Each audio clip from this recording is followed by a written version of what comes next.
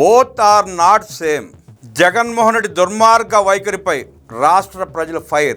Red book రాజ్యాంగం పాలనంటూ దుర్మార్గపు అన్వయింపులతో కుట్ర రాజకీయాలకు తెగబడుతోంది. రాష్ట్ర ప్రజలు కనుకరించి ఇచ్చిన 5 ఏళ్ల పాలనా అవకాశాన్ని రాజారెడ్డి రాజ్యాంగానికి అంకితం చేసి ప్రత్యక్షంగా పరోక్షంగా వందల వేల ప్రజల ఉసురు తీసిన పాపానికి ప్రాయశ్చిత్తం చేసుకోవాల్సింది పోయి ప్రగతి కాంక్షతో పరుగులు తీస్తున్న చంద్రబాబు సారథ్యంలోని కూటమి ప్రభుత్వానికి పాప పంకిలం అంటించే ప్రయత్నాల్లో వైసీపీ మునిగి తేలుతోంది. 5 ఏళ్ల దుర్మార్గాలపై అసహనంతో చాచి దెబ్బ కొట్టిన ప్రజలు వైసీపీ ఉనికిని ఎన్నికల్లోనే చెరిపేశారు. 3 పుంజీల ఎమ్మెల్యేల సంఖ్యాబలం కూడా లేని వైసీపీ మళ్లీ కుట్ర రాజకీయాలతో ప్రగతి కంటకులుగా ప్రవర్తించడాన్ని తెలుగు ప్రజలు జీర్ణించుకోలేకపోతున్నారు. చంద్రబాబు వికాస పాలన, జగన్ వినాశ పాలన, బోత్ ఆర్ నాట్ సేమ్ అంటున్నారు. దుష్ట శిక్షణ శిష్ట రక్షణకు యువనేత నారా లోకేష్ సిద్ధం చేసిన రెడ్ బుక్, శిష్ట శిక్షణ దుష్ట రక్షణకు అమలైన రాజారెడ్డి రాజ్యాంగం బోత్ ఆర్ నాట్ సేమ్ అంటున్నారు. హిందూ ధర్మ పరిరక్షణకు నడుంగట్టిన అఘోరా పాత్రతో అఖండ చిత్రంలో హీరో బాలకృష్ణ ఓ డైలాగ్ చెప్తారు. మీకు సమస్య వస్తే దండం పెడతారు, మేము ఆ సమస్యకు పిండం పెడతాం, బోత్ ఆర్ నాట్ సేమ్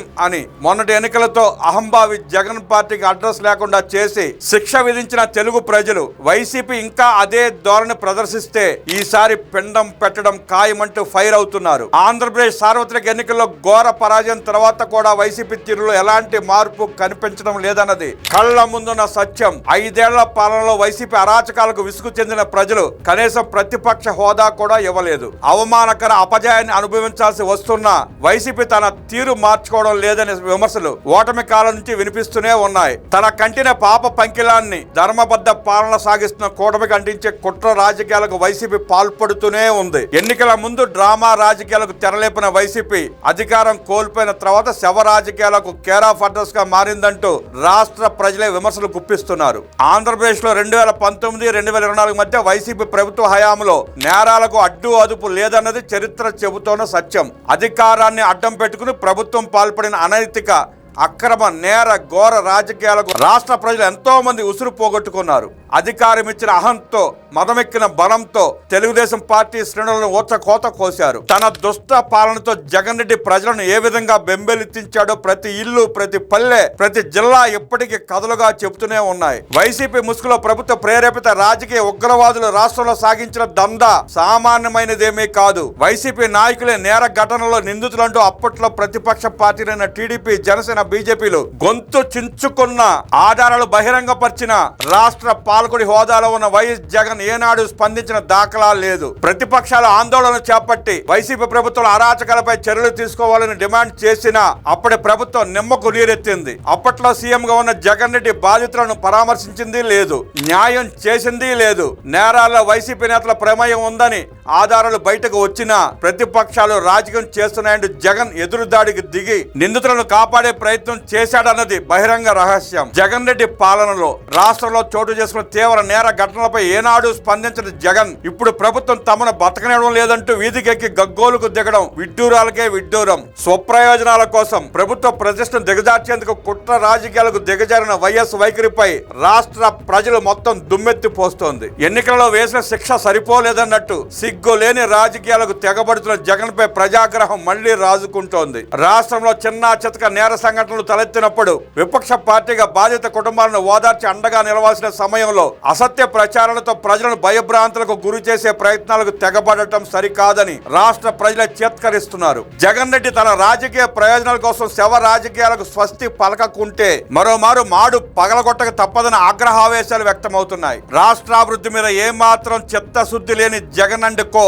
నేటి నుంచి ప్రారంభమవుతున్న శాసనసభ సమావేశాలు ఎలాంటి ప్రవర్తన ప్రదర్శిస్తారోనన్న ఆసక్తి లేకపోలేదు. అధికార టీడీపీపై ద్వేషాన్ని కాస్త పక్కన పెట్టి రాష్ట్రాభివృద్ధి కాముకులై ప్రభుత్వానికి సహకరిస్తారా, పవిత్ర అసెంబ్లీ సాక్షిగా సహజ విద్వేష రాజకీయాలుగా తెరలేపుతారా అన్నది రాష్ట్ర ప్రజలు ఆసక్తిగా గమనిస్తున్న అంశం. రాష్ట్రాభివృద్ధికి ప్రతి రాజకీయ పార్టీ కలిసి రావాలని ధర్మబద్ధంగా ఆహ్వానిస్తున్న సభాపతి అయ్యన్న పాత్రుడు వైసీపీ దుష్ట రాజకీయాలకు చెక్ పెట్టి పరివర్తన తెచ్చేందుకు తన ప్రయత్నాలు తాను చేస్తున్నారు. వైకాపా ఎమ్మెల్యేల వరుస గైర్హాజరు నేపథ్యంలో డిజిటల్ విధానంలోని హాజరు తీసుకునేందుకు రంగం సిద్ధం చేశారు. సభకు హాజరు కాని సభ్యుల జీతాలు తీసుకోవడం, ఎమ్మెల్యేలుగా కొనసాగడం సబబా అని ఇప్పటికే వివిధ వివిధ సందర్భాల్లో స్పీకర్ అసహనం వ్యక్తం చేసిన విషయం తెలిసిందే. ఈ నేపథ్యంలో ఆయనకున్న విచక్షణాధికారాలతో ఎమ్మెల్యేల హాజరుపై కీలక నిర్ణయం తీసుకోవడం రాష్ట్ర రాజకీయాలలో ఆసక్తిని రేకెత్తిస్తోంది. అసెంబ్లీ సమావేశాలకు సంబంధించి ఇప్పటి వరకు వైకాపాకు చెందిన 11 మంది ఎమ్మెల్యేలు గవర్నర్ ప్రసంగానికి హాజరు కావడం తప్ప శాసనసభ సమావేశాలు పాల్గొన్నది లేదు. వరుసగా 60 రోజుల పాటు అసెంబ్లీ సమావేశాలకు గైర్హాజరైతే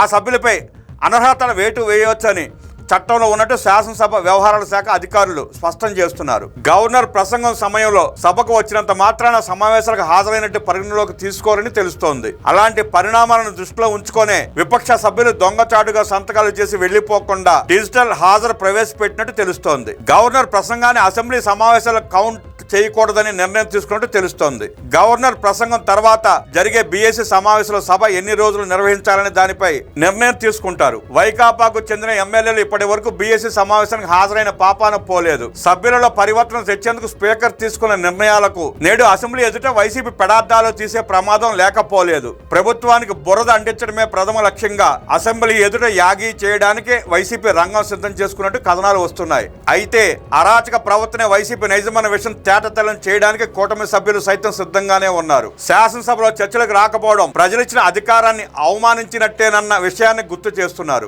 గవర్నర్ ప్రసంగం రోజున మొక్కుబడిగా రావడం, పేపర్లు చించివేయడం, విసిరి కొట్టడం, సభ నుంచి నిష్క్రమించడం వైసీపీ శాసనసభ్యులు ఇదే తీరును కొనసాగించిన ఆశ్చర్యపోవాల్సిన పని లేదు. గంపెడ ఆశలతో ప్రజలు ఎన్నుకున్న ప్రజా ప్రతినిధులు చేయాల్సిన పనేనా ఇది అని వైసీపీ ఎమ్మెల్యేలు శాసనసభ పక్షానేత జగన్ రెడ్డిని కూటమి ప్రశ్నిస్తోంది. 19 నెలలుగా చట్టసభ్యులుగా ప్రాథమిక బాధ్యతను విస్మరించిన మీకు ఎమ్మెల్యేలుగా కొనసాగే నైతిక అర్హత ఉన్నట్టా అని ప్రశ్నిస్తోంది. తమ నియోజకవర్గ సమస్యలను ఏనాడు సభలో ప్రస్తావించిన వారు, చట్టాల రూపకల్పనపై ఒక్కసారి నిర్మాణాత్మక చర్చ చేయని వారు ఎమ్మెల్యేలుగా వ్యవహరించడం ఎంతవరకు నైతికమో వైసీపీ నేతలే ఆలోచించుకోవాలని నిలదీస్తోంది.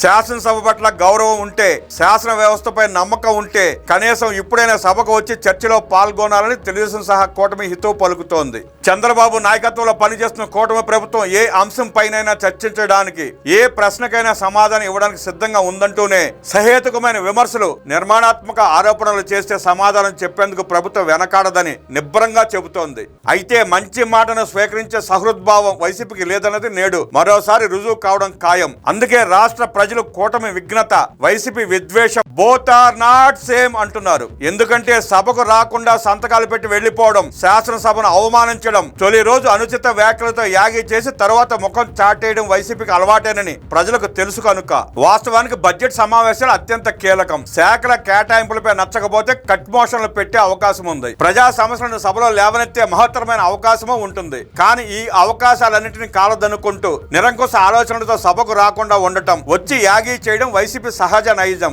5 ఏళ్ల పాలనలో భూములను వివాదాస్పదం చేసి, రాజ్యాంగ వ్యవస్థను భ్రష్టు పట్టించి అవినీతిమయమైన పాలన సాగించిన కారణంగానే జగన్మోహన్ రెడ్డి శాసనసభలో మాట్లాడేందుకు భయపడుతున్నాడన్నది జగమెరిగిన సత్యం. అందుకే సభకు ముఖం చాటేయడం, అది ప్రజాస్వామ్యానికి, శాసన వ్యవస్థకు తీవ్ర అవమానమని తెలిసినా జగన్ రెడ్డి ఈ రోజు అదే వైఖరిని ప్రదర్శిస్తారనేది రాష్ట్ర ప్రజలకు తెలియంది కాదు. అందుకే రెడ్ బుక్ రాజ్యాంగబద్ధ పాలన, రాజారెడ్డి విద్వేష పాలన బోత్ ఆర్ నాట్ సేమ్ అన్నది జనం మాట.